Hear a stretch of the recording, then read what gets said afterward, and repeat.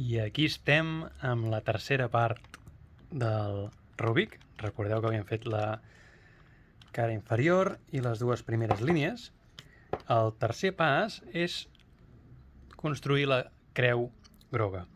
Quan hem arribat en aquest punt, és possible que no tinguem cap forma, és possible que tinguem una L de color groc, o és possible que tinguem una línia. Si no tenim cap forma, el moviment que podem fer, el moviment que farem ara, el podem fer en qualsevol situació, sempre ens anirà bé. Si tenim una L, hem de situar la L, movent el cub, hem de situar la L que estigui just en aquesta cantonada. I si tenim una línia, l'hem de posar sempre que la línia estigui mirant cap a nosaltres horitzontal.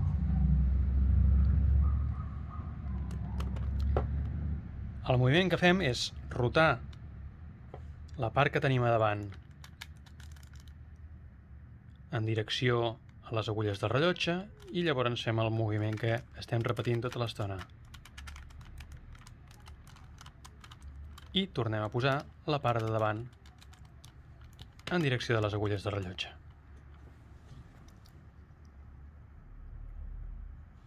Fixeu-vos que ara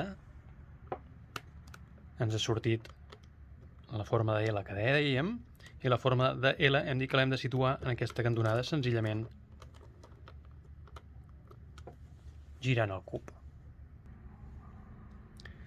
Un cop hem situat aquesta L mirant aquesta cantonada superior, tornem a fer el mateix que hem fet abans. Girem, sentit agulles de rellotge, la part frontal, 1, 2, 3, 4, i tornem la part frontal a lloc. Hem canviat la forma de L per una línia través. És possible que aquesta línia, en comptes d'estar així, us surti vertical. Ens interessa que aquesta línia estigui horitzontal. Important. Amb la línia horitzontal tornem a fer el mateix moviment. Girem i 1, 2, 3, 4 i tornem a lloc. Si ho hem fet bé, podem tenir peces extres, però si ho hem fet bé, tindrem la creu superior feta, mantenint l'estructura de les dues línies que havíem fet abans i la creu feta. Seguim en el següent.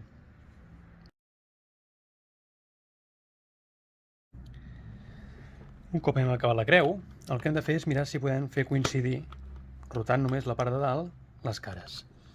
En aquestes situacions poden passar tres coses. Dues coses. Una que,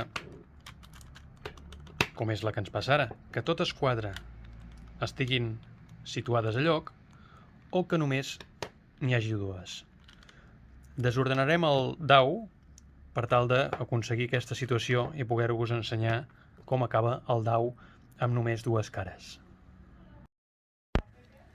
Hem fet uns moviments per tal que les creus ara estiguin com us comentava.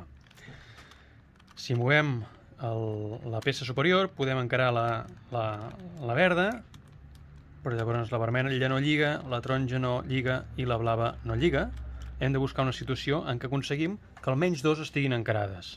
Per tant, movem el dau de forma que tinguem la verda i anem a mirar la verda encarada i cap encarada. Seguim amb la taronja encarada, la blava encarada i les altres dos no estan encarades.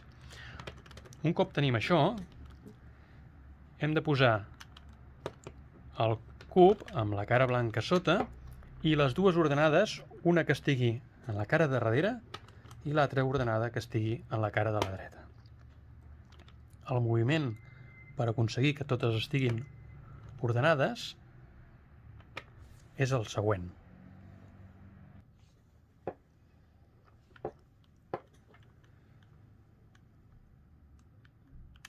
Girem aquest costat, movem la part superior sempre anirem cap a aquella direcció, tornem la part lateral cap a on estava, tornem a girar la part de dalt un cop més, tornem a moure la part de dalt, retornem les dues girades que hem fet de la part de dalt, una i dues i baixem. Amb això ens quedarà la part de blanc de sota mantenim la feta, no haurem perdut les línies i a més, si ho hem fet bé, i a vegades calen dos vegades, però si ho hem fet bé, tindrem la creu groga feta amb la continuació. I per tant, ja només ens quedarà el quart i últim pas, que són les 4 peces als vèrtexs superiors.